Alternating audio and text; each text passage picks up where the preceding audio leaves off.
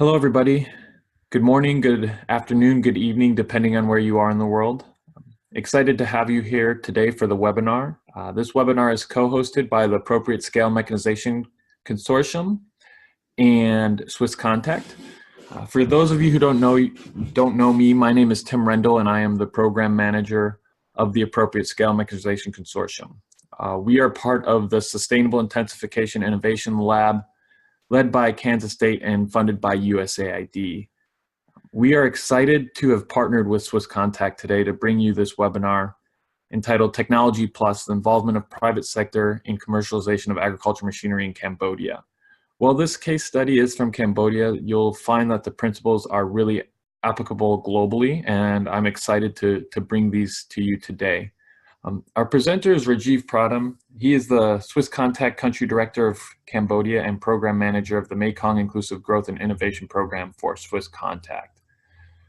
So Rajiv comes with over 28 years of experience working in both private and development sectors.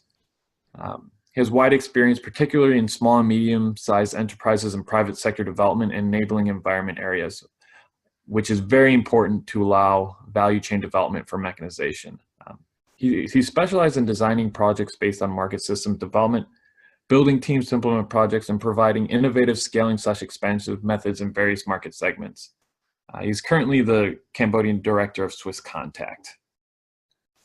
So without further delay, I'll introduce Rajiv, and thank you for being with us today to bring us this webinar. Looking forward to your presentation. Good evening from our side of the world. Welcome to everyone that's participating in this webinar. Thank you for making your time. Let me start off by thanking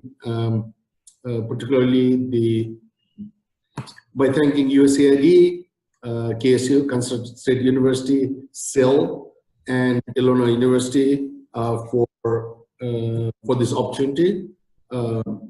And particularly Tim and Jason, who've been helping in organizing this webinar. So thank you all for this webinar. My presentation, I have 4 sections to it. First, I'll talk a little bit about Swisscontact to do justice to the organization that I'm working with. And then I'll go into a little bit on the involvement of the private sector, why they need to be involved, our own experience with what I'm going to talk about, and finally the conclusion. Let me start with Swisscontact. We are a foundation for technical cooperation, as written there. However, we're actually an international development organization, started as a foundation that different private companies put money in there. So actually started as a foundation. This is actually our 60th year. So 60 years back, the private sector put together money to go into open organization that would support development in developing countries. So there you go. Swisscontact is a private and independent operating foundation that promotes sustainable economic growth, and founded in 1959. We are headquartered in Zurich, and then one of what differentiates us from other probably NGOs or international development organizations is that our work has been with the private sector ever since the inception. So we've not been really involved with humanitarian aid, other kinds of aid, but really working with the private sector right since its inception. We are present in 36 countries, as you can see there, equally distributed, I would say, across different regions. I think we're growing. Last year was 34, we've added 2 more countries. The Middle East is where we're starting now.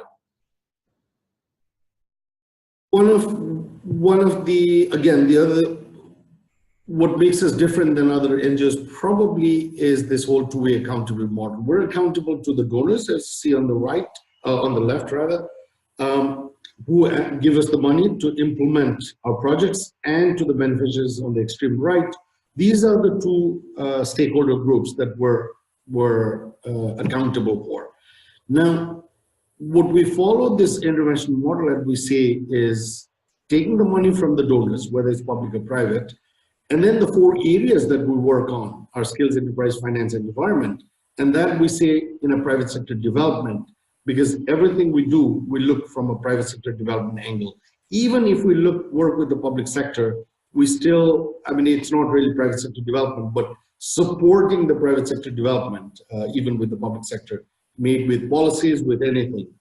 And then the uniqueness is we do not work directly with the beneficiary group. We always work through partners and service providers, and that's what makes it unique. Primarily because our belief is that these partners and service providers are the people that actually will deliver the services to the beneficiaries when we leave. So these are the system workers, system actors, sorry, that we talk about. And all our work is in partnership with these partners and service providers. And that's what makes us unique than other organizations. In Cambodia, we have these different projects that we run, around 6 projects now. CAS is the new one that is added here. CAS is the project. SIL under SESAN, SIL SESAN, that we operate in Cambodia along with different partners. And these are the partners. You will see Kansas State University there. You'll see Illinois University of Illinois there. You'll see SESAN, RUA, the Royal University of Agriculture logo there. So different partners that we work with, and a lot of private sector partners and government partners. Just to give you a sense of how many partners we work in Cambodia. Now, that was a little bit about Swisscontact. And when I talk about the involvement of the private sector, I'd like to break it into 3 pieces. One is the importance and the rationale, the problems around the involvement, and how to overcome the problems. So when we started our project, and this is, if you see on the top right-hand corner, the MIGIP is the project that I'm also leading and represent, and this presentation is kind of about the project as well.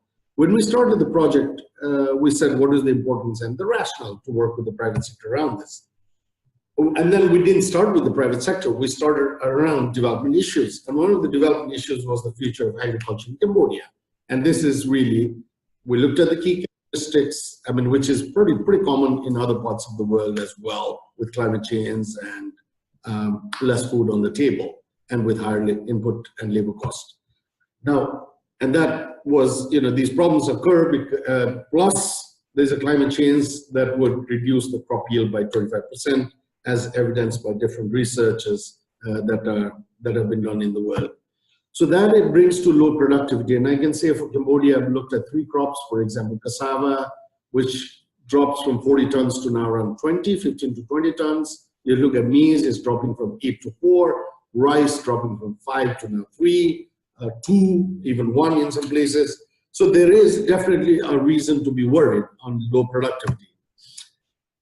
But what has happened in Cambodia is, and probably other parts of the world, is to get to this to increase the production of the yield. So people have gone into land expansion, and there is an urgent move to shift that into sustainable intensification. With land expansion, you're doing deforestation. Now that doesn't again help the environment. So it's important that we go into sustainable intensification. And that is also pronounced very well in the rectangular strategy phase, actually now 4, it's 18 now, 19 to 4, 23, which talks about new technologies for sustainable intensification. So this is where MIGIP project that you see here, this is where we thought, okay, we do need to talk about technologies, and that's why the project. When we designed the project, we said who would deliver these technologies. We looked at that, and we knew there was like companies like Kuboto, Claas, RMA, which is also the dealer for John Deere in Cambodia and elsewhere as well. And then there was the mechanical workshops, as you see in the photo on the left. Then there are different dealers. Eaton, you see the logo here, which is actually dealer of Kubota with his tractor there.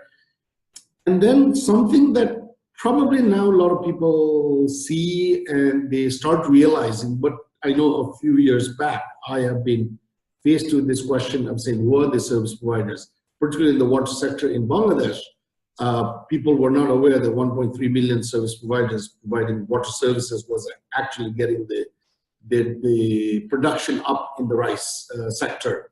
A lot of people thought farmers bought their own pumps, and these service providers that made all the difference. So these are really important actors that deliver the technologies on your right to the happy farmers that you see there. And we start to ask the question, will they be interested? Will that three stakeholder groups be interested? And of course, if you show them the money, I mean, they all make the money, it's for profit, they are private sector, so you have to show that they can sell more. Or we can also show the value addition, if not more, can we save cost, which again means, at least they're more competitive. So can we bring in the value addition that is helping their competitiveness? That we need to show. So that we thought we need to look at the market opportunity. So in Cambodia, we looked at some of the, agriculture machinery markets that's there. And I have to have a disclaimer here that these figures we didn't go through a whole rigorous research for these figures.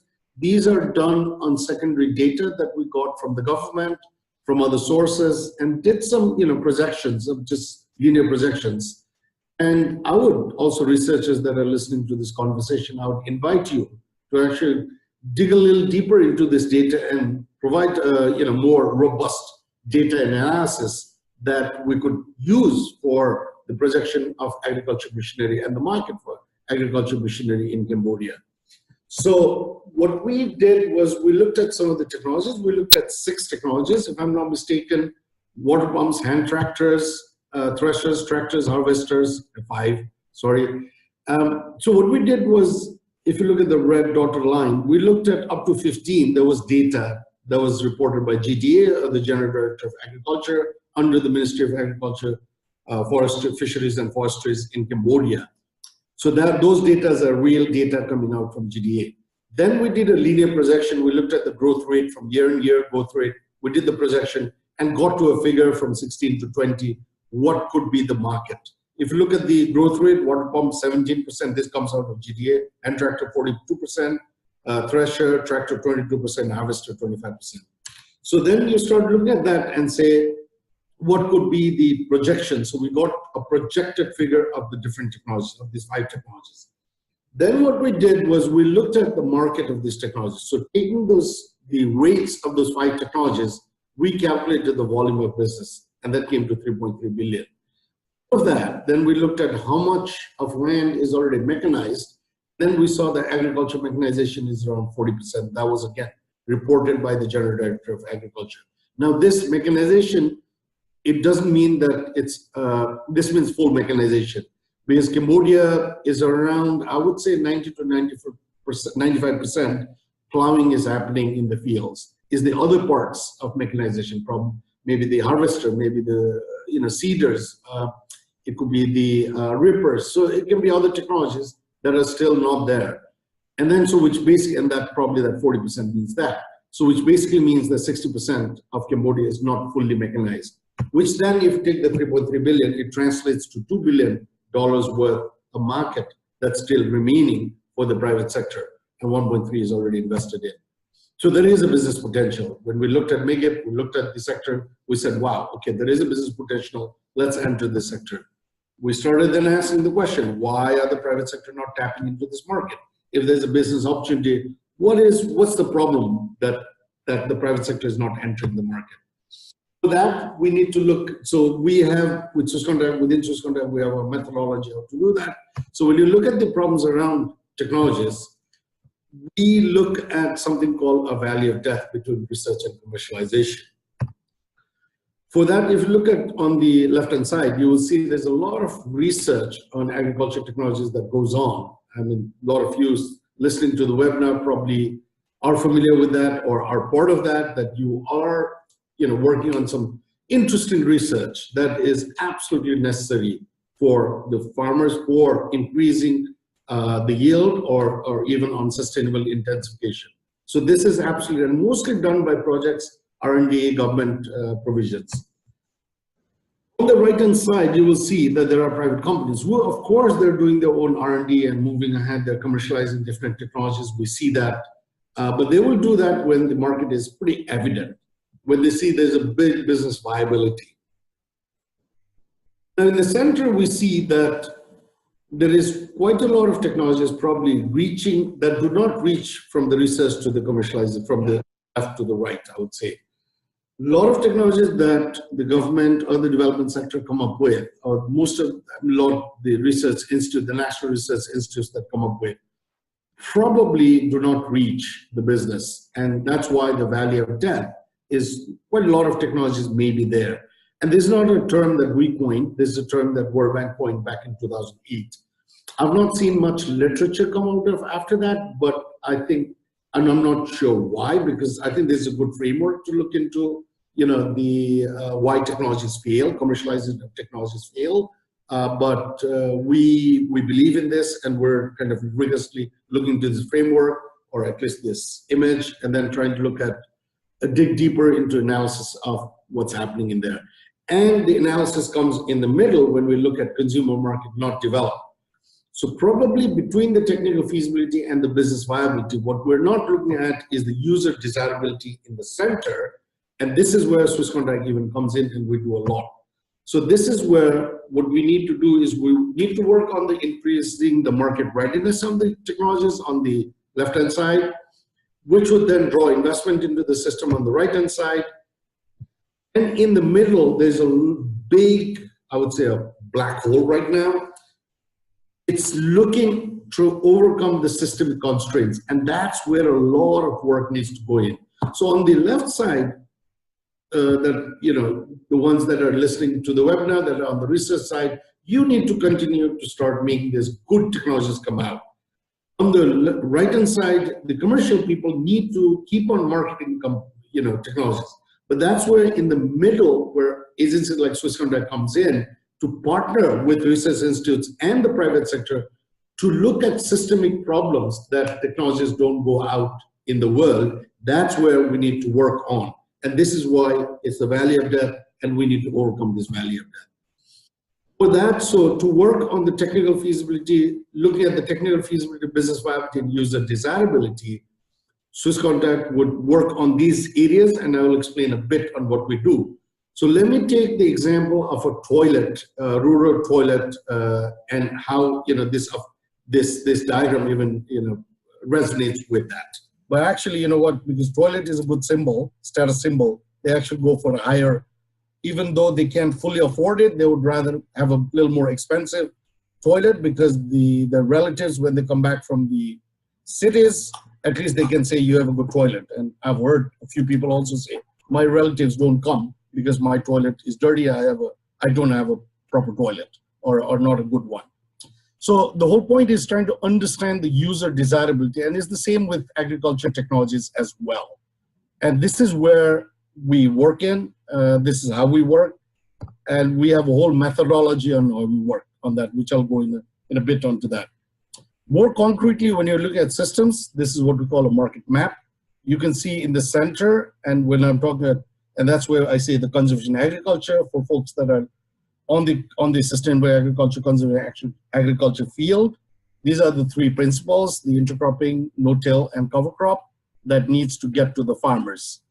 That's at the core. And what we see is that system does not work, because you see on the top, the whole support system for that, there are problems around the support system. On the bottom are the rules primarily set whether by the government or social or any other rules, formal and informal rules that are set. That then, hinders the core, the services delivered to the farmers. So on the top, you will see seed companies, ag cooperatives, financial institutions, extension offices. All these are actors who are actually providing the different services for the core. And this is what we call a market map. And then you start seeing what we saw also in there is the problems are, do we understand who the real customers are? Are all the farmers the same? I mean, the demographic of farmers has changed. There are 70-year-old farmers, 60-year-old farmer. The farmer, it has changed. So do we even understand who they are? Does the private sector understand who they are? Policies that do not promote companies. I mean, I'm just putting some problems out there. Identifying potential market. Loan product on loan products suited to new services. Knowledge, repair. So there's a lot of, there's a lot of these problems out there. So once we start looking at these problems, and it is these problems that we need to solve in order for the market to move.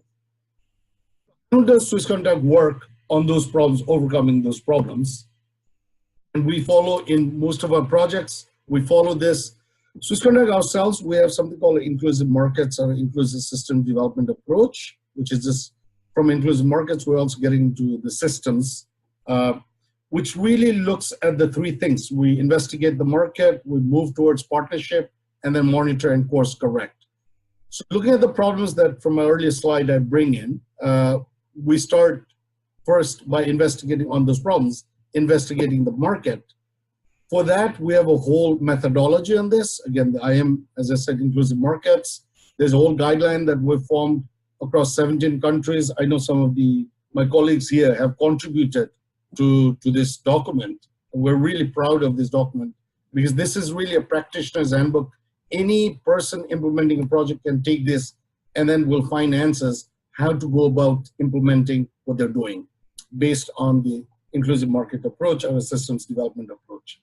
So there are these 5 guidelines. I just put 3 for now, which is really first is developing the hypothesis and then coming up with a vision of change, the overall picture. Then we start engaging with the stakeholders, getting a field investigation, we go and engage with the stakeholders, developing solutions, and then we come with the strategy document, which is this, which provides then all the interventions that are needed for the particular sector. If you talk about, right now, if you talk CA, the conservation agriculture, we can take a conservation agriculture strategy document.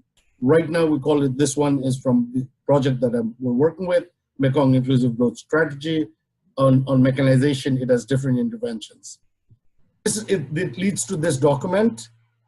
Once we have those interventions identified, we start pitching to the private sector partners. The way we pitch to get the buy-in, the way we pitch it is we look at business models. And that's where I said right in the beginning, the service model I will look at is, for example, here, I hope it's big enough. I mean, this is one company, we see what the current model is and how could we support them to make sure this model is strengthened. And sometimes we also come up with a new model for them and then pitch it to them if they're satisfied. In a lot of cases, it's strengthening the model. This then we need to present. We have a whole pitch document for private sector. This is part of the pitch document, and this is the case study I'm going to present. Each one is the dealer of one of the companies, Kubota, and this is in 31st July, we actually pitched this, and Nia was also part of this conversation. She was the one to work on this, the pitch document to them, to get the buy-in. We can go into detail on that later, but I'm just giving a summary how we do it. And what we do is make sure the business calculations are there, shows the private sector that there is a business sense in partnering. Results in a partnership agreement, and yeah, so this is with another company here that we did. And the partnership agreement details a business model, budget, activities, and timeline. It also includes sales targets and increase in business volume. Because we've seen more often than not, the increase in business volume is what they're really interested in. Because if your pitch document does not show that, does not show how to get there, I mean, they would probably be interested, but I feel they'll be interested just because you're a development agency, they get some money, and then, we just move along. But I think it has to hit the strategic interests of the business. And it's not easy. I mean, you need to, there's all, there's a lot of work that goes into this, crunching numbers and all. And then with each one, we had another agreement on that. Then finally, after that, how we implement is then once we sign the agreements and we move forward, it's really small, but I just want to say there's a causal model, or what we call in our language, a results chain we follow. So the green that you see are activities that we do. The above that are the yellow ones are the outcomes, if you see, of the activities, and from the white is actually up to the light greenish is what the company should be doing, what changes we would see. If we put those activities, the green activities, if we start doing, the blue, the yellow ones are what the outcomes of those activities will be. And these white ones are, the top white ones are where we anticipate the changes in the company and then see that this then are sustainable changes that the company takes on for, for until the market is there or they move to another market. This is what we call a theory of change, results chain as well. And these are some of the monitoring, and we have a dashboard which we monitor all the results on a regular basis. And we discuss this within the team. We look at the result chain that I've showed on the left-hand side. And then with the dashboard, we look at it. We look at the data that's coming out. And then every quarter, we do a kind of what we call a course correction meeting. We sit with the whole team and start looking at, is that happening or not? If not, then what do we need to correct? Maybe those green boxes, that the activities we put in, there's no buy-in from the private sector. We need to change something. The outcomes are we were too optimistic. Our partner says, this doesn't work. We need to change something. So it's a continuous, it's an agile, I would say agile. We have to remain agile. It's agile management. It is, and then do the course correction. So this is how we monitor. It's not a simple log frame it's not simple, we do this activity and then we don't deviate from there because that's, log frame, or that's what we're promised the donor. So that's more or less how we work. And what I would now like to take you is an experience that we've used this working with Ichon, the dealer of Kubota. I know I'm exceeding my time, but I guess 10 minutes, I hope that's okay. That's more. Now, Kubota is a company that holds around 80% of the agriculture technology market in Cambodia. Ichon, and the person sitting on the left is Mr. Ichon. He owns this dealer. And then the person sitting on the right is his sales manager. His name is Mr. Pani. Yeah, as I said, they were having problems selling the implements. And then for us also, it was really the cassava planter. So we worked with Ichon to promote the implements, particularly the cassava planter, because for us, when we do our calculation, if it doesn't make sense to the farmers, it doesn't make sense for us to kind of promote the private sector. Because for us, as I showed in the beginning, where we have a two-way accountability model, which if for the beneficiary, it's not making sense for the beneficiary, just making for the sense for the business doesn't make sense for us to intervene. So we do our calculations seeing the farmers benefit. Mostly it's income. In other cases, it could be other issues as well, but generally in the farming, it's income. Where did we start? We started with our own analysis, looking at low productivity. Again, these are nothing new to anyone. Poor irrigation, access to inputs, lack of access to proper machinery. I'm just simplifying this results tree, as we call it. Why? Because they were unsure about machineries. And then we came down to saying, okay, maybe they do not yet have a confidence from demonstration and promotion, the farmers. And we looked at that, and then that's what I want to connect back to saying the technical feasibility, business viability, and user desirability. And then we started looking at the world of systems starts coming in. Maybe it is because of this they're not confident. Taking that, we then dug a little deeper with Ichon, and then we talked about demonstration. We said, look, we feel your demonstrations are too generic. You don't target the right customer. You are spending a lot on demonstration and you're not doing anything else. Maybe you need to do something else. Was difficult. So Ichon did say, sometimes you do demonstration. We actually don't know the actual customer. And then we say, yeah, we would probably look at something to target the right ones that could buy. And Mr. Ichon also said, yes, if that's the case, that would save me money in targeting to the wrong or marketing to the wrong customers. This was where Ichon was ready to test a customer identification model. So what we did was we looked at the customer to test this model, and then I think Tim was saying at the end, saying we always look at the farmers as the customers, but of course not. They are not, and I think by now we're pretty clear most of the time. There's a service provider between the farmer and the company. And that's in this case, the tractor owners and tractors service providers who then provide the service to the farmers. And Mr. Ichon also targets these tractor owners and not, of course, the farmers. It was important, but it was important to identify who these tractor owners are. He knew they've been doing the business for a long time. They knew who they were. But did they know who the new customers would be? And then what's also important to understand who the farmers are. What is the interest of the farmer?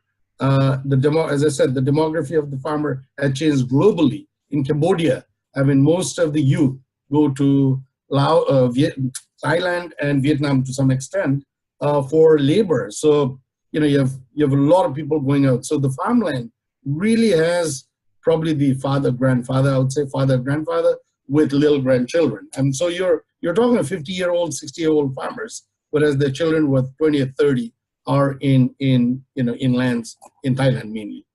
So that is something we need to understand, and maybe their wants and needs are different from a 20-year-old or a 30-year-old farmer.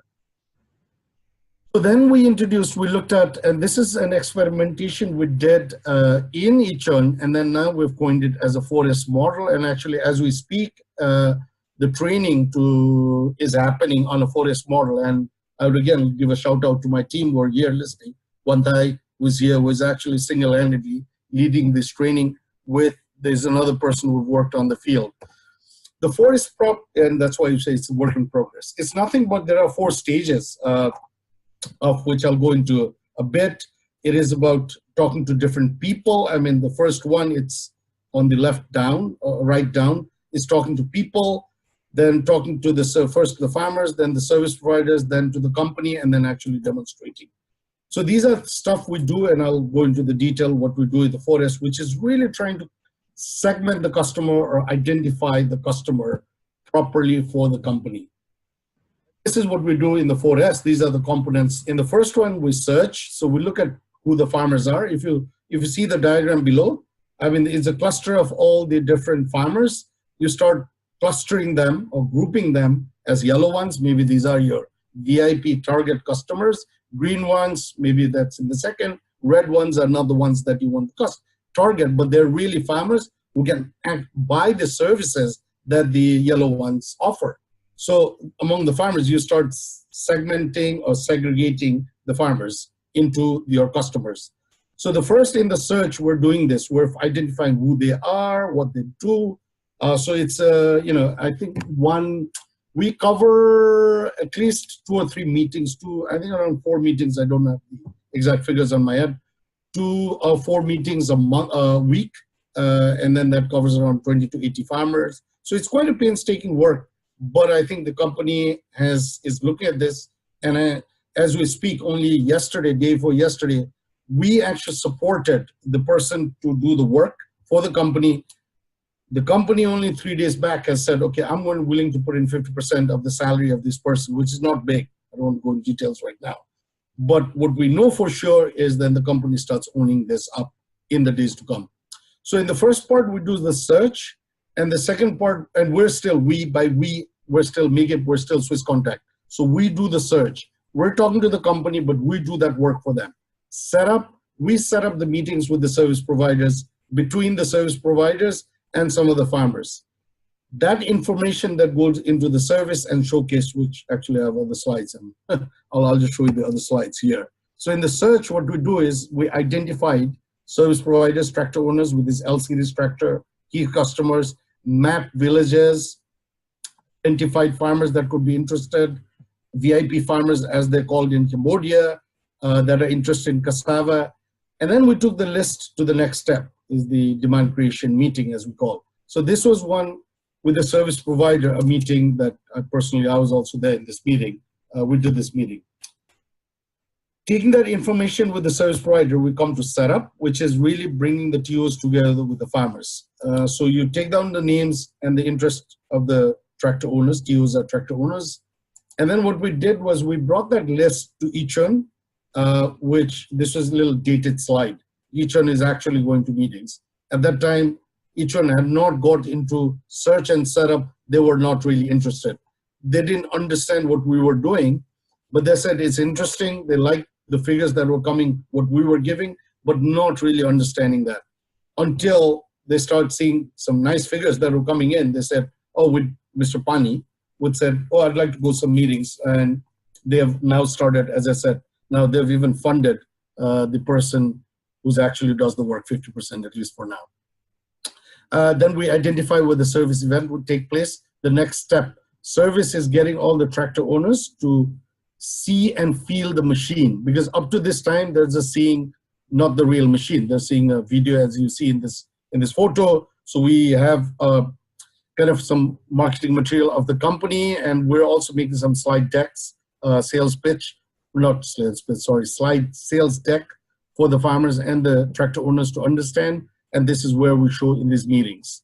And where there is no electricity, there are places. So we are right now working on posters that you put the posters in these kind of settings, which actually in 3 days' time, we have another event that is going to do the same thing.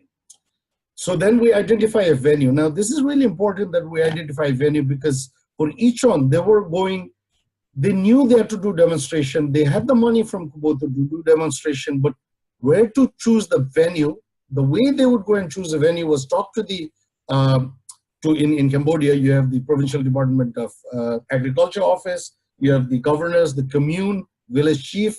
So they would just phone them and say, where's good? Where do you think we should do it? So they would take some suggestions here and there and actually do it. But with this, what started happening was, and we showed them on a Google map to see where the tractor service providers are, where the VIP customers were. And so that would be a kind of a place where they actually could do the service event, which is about getting these tractor owners perspective. And you see in the photo, the person was driving.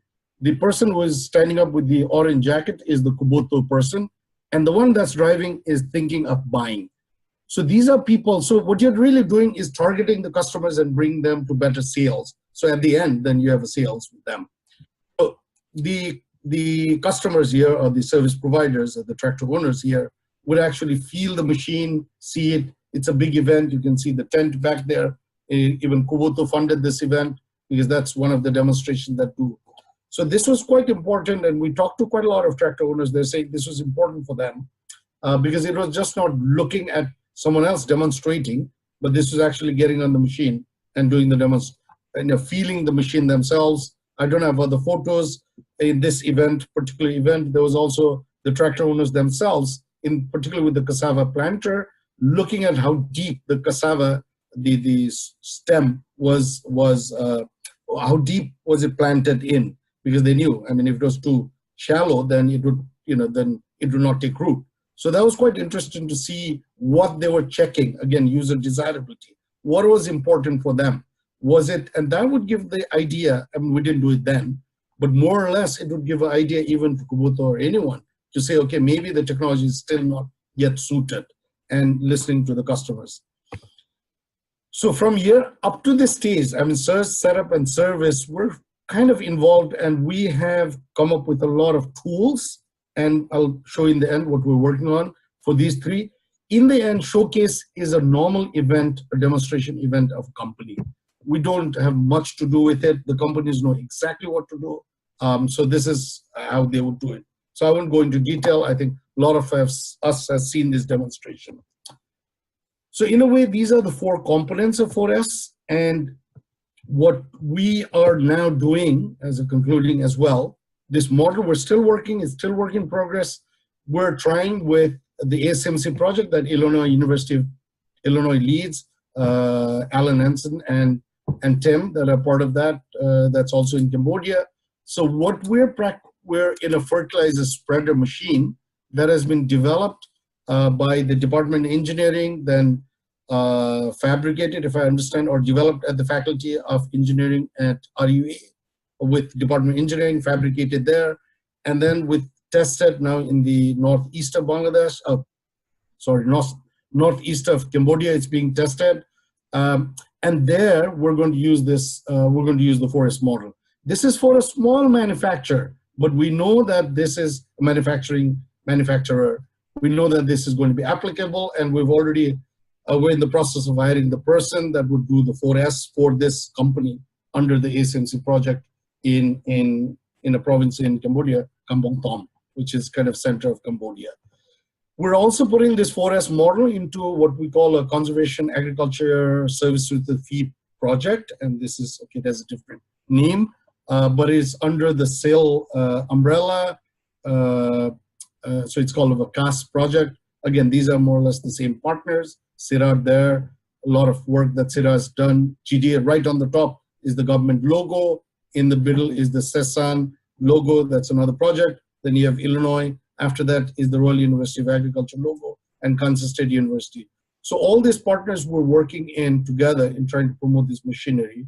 But here will also Swisscontact, our role is also to look at this marketing model or market segmentation model. We will be looking at, so we're piloting, and as we speak, the people are being trained, and Kwan Thai, who's probably on this call, is actually in the field right now, training the people on the forest model. So that's going to be applicable on both for the ASMC project as well as the CAST project. What we're doing here is we're starting to work on a handbook which details all the steps. So what we're doing right now is it has, for each of the steps, or the steps, you says, search, setup, service, and the last one, there are all tools, and we have a whole model, which I think by the end of the year, because it's a work in progress, we're learning more, we're putting in, so continuously this is in process and development. Hopefully by the end of the year, we would have, and the reason it's written for Swisscontact staff, right now we're working on the 2 handbooks. One is for us, and we see that probably companies can use it on their own, this whole handbook, because it is about customer segmentation model. I mean, when you look at, there's a lot of models. If you look at, and we, at one time in a meeting, we were talking, if you look at Yahoo or even Facebook, what they do is offer the customer segmentation. When you go to them and say, okay, I want to then target to this category of people with this interest. So that's all customer segmentation. So I think what we're doing at the technology level is nothing new. So in the end, I think we have only 10 minutes here, sorry. Involving the private sector is just not about technology. I think Tim was saying that when I had to close my computer. It is about bringing all this, the technical viability, feasibility, business viability, and user desirability together. At the center is where the commercialization really happens, and then that would overcome the valley of death. And for that, we start with the market and the customer. Without starting with that, I don't think it will be feasible, useful. This is after the research, by the way. I mean, while research has to be done before this, this is only after research to get into commercialization and provide market information, and that would interest the private sector. So I think for time's sake, 10 minutes, if there are questions, I would like to take it. So that is our experience and the tools that we use for agriculture technology in Cambodia. Thank you. Rajiv, thank you very much. Really appreciate your willingness to come on board and provide this webinar today. We do have a question for you, Rajiv. If anybody else has other questions, please feel free to ask them. But Rajiv, how does the project engage with finance services? Sometimes farmers don't have access to finance services but want to buy technology. We have not yet got into that part. I mean, well, we have different interventions. Yes, we have. I wouldn't say we have not. We've, in one intervention where Nia is also listening, she's also leading that intervention. We've actually, on the financial part, we're worked with a financial institution. It's actually a bank now. It used to be a microfinance institute. It's AMRET. We've worked with them because they wanted to reach out to small. They saw their agriculture portfolio developing, but not yet developing enough. So we said, look, we think, and we showed them the market. We think there's a market. Maybe you're interested. And they say, yeah, that's where we're interested. And then they started saying where the problems were. So it cut it short. We've now developed a methodology for them. We hired a consultant, and we developed a methodology that their branches can directly start negotiating or dealing with the dealers in the field. And the dealers would give the loans out to the farmers. So that's one way to cut it short. But the other thing, what I've seen also, and that we've not done it here, is the tractor service providers are actually a little bit, they have a little more wealth. What they're doing is a lot of these services they give on a credit basis or an after crop, payment basis. And this, at times, and I've seen this in Bangladesh when they were doing the shallow tube wells, the water sharing, I've seen this a lot. Sometimes they even go with crop share. Like you'd say, oh, I give the service, I'll take 1/3 of the crop, whatever. So there are different ways that the finance is being handled. But in our project, we're doing with AMRET. Right now, that's the only thing. Second one, now we will see, because we've managed to help an importer under the CAST project to import 6 machines, second-hand machines from Brazil, which will come around end of April in Cambodia. That'll be the first consignment, commercial consignment of second-hand tillers in Cambodia. And we're still talking to the dealer or the importer who says he has a different technique of how to finance the service provider would then further finance the farmer. But we have to see that. Yeah, thanks, Rajiv, and thank you for the question. That is definitely a challenge that every project faces, access to finance and financial services for farmers, especially some of the challenges they're facing is lack of collateral, lack of ability to negotiate with these banks, and lack of interest from the banks to be able to work with the rural areas. So it's definitely a challenge. I really appreciate that question. Rajiv, we have another question for you, and it's from Shahana Begum, the ASMC Gender Specialist in Bangladesh. She's doing great work, so thank you, Shahana. She'd like you to share any experience in terms of women's participation in farm mechanization in Cambodia, and if there is, what their problems, needs are, etc. My experience, I'll be honest, candid.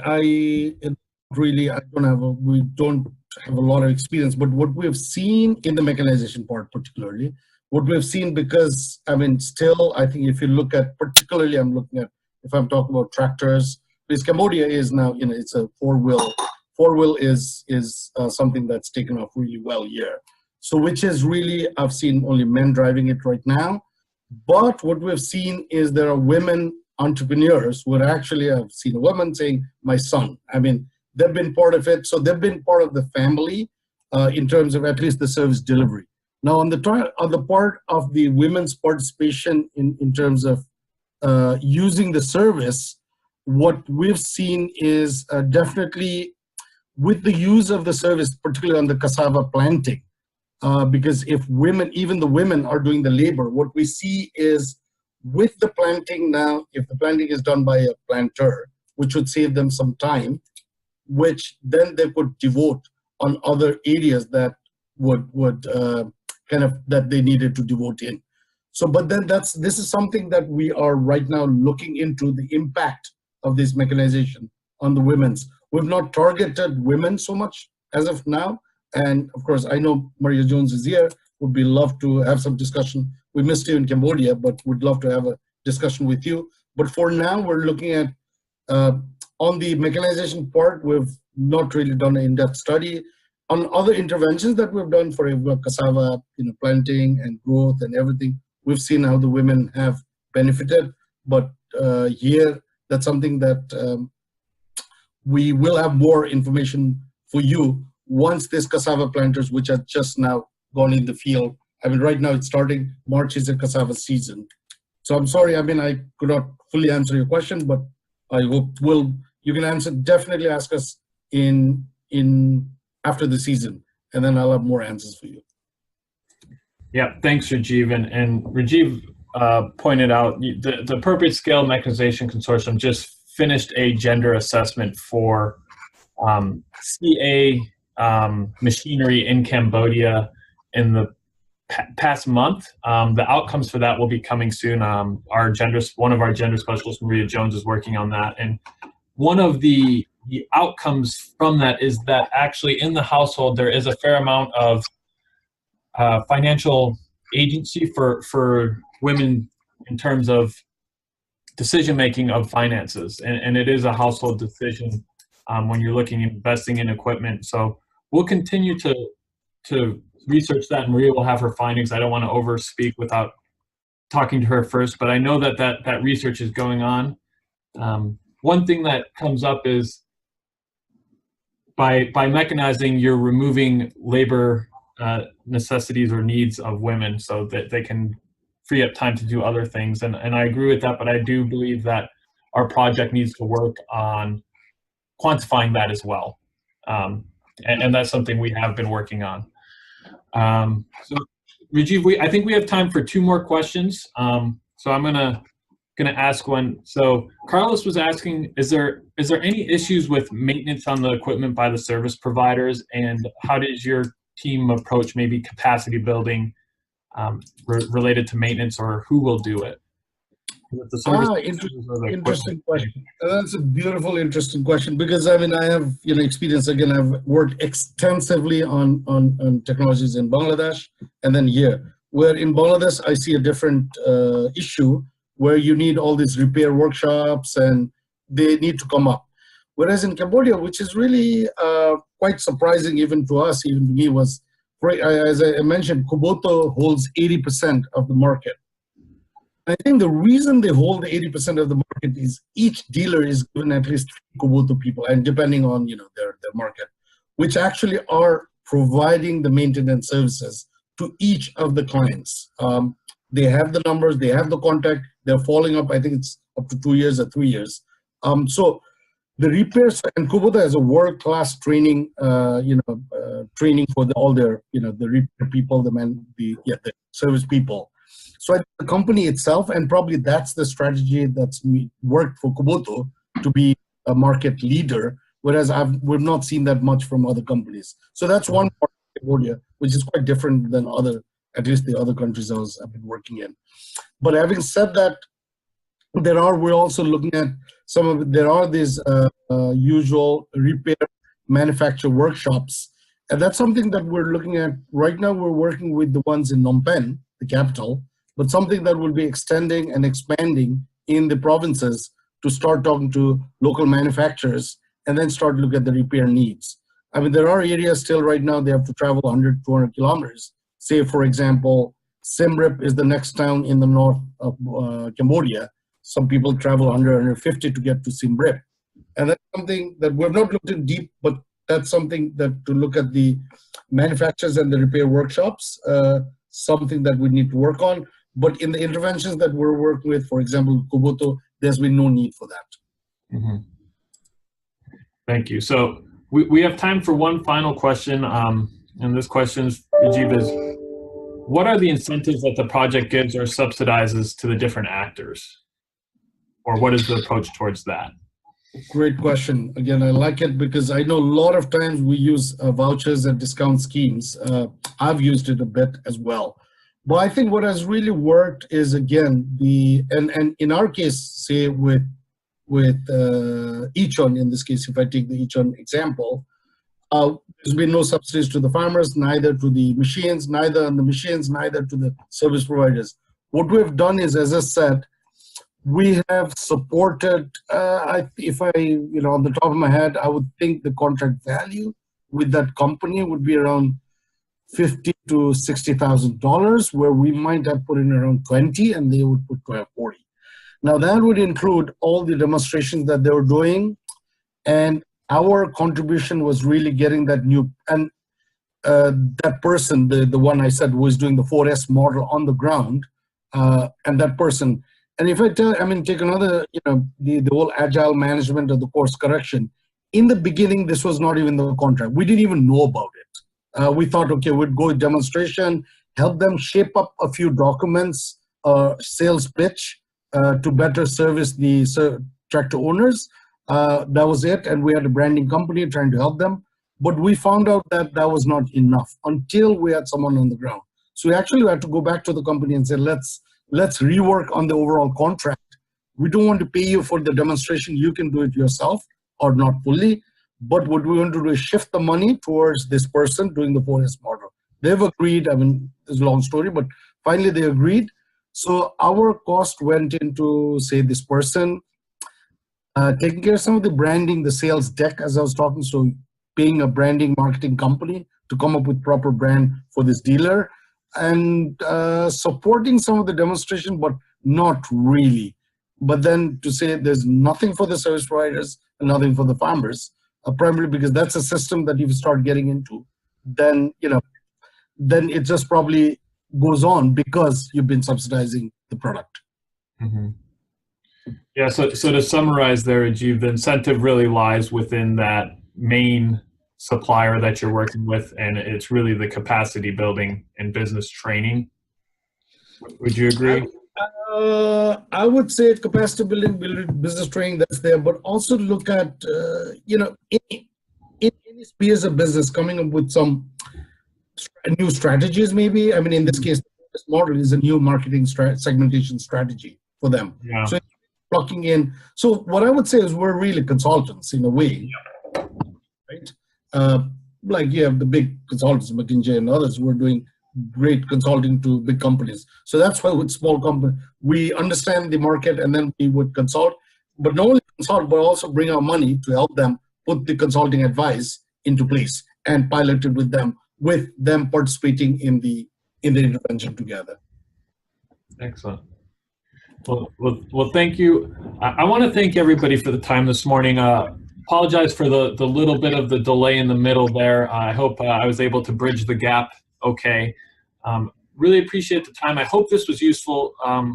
Like I said, we'd love your feedback if this was an enjoyable webinar for you. And if we want to hold more in the future, we can. So if you have any topic ideas or suggested speakers, please reach out. And thank you very much. Good night, good afternoon, good morning to you all, depending on where you are, and hope you guys have a great day. Thank you, Tim. Thank you, everyone. Bye-bye.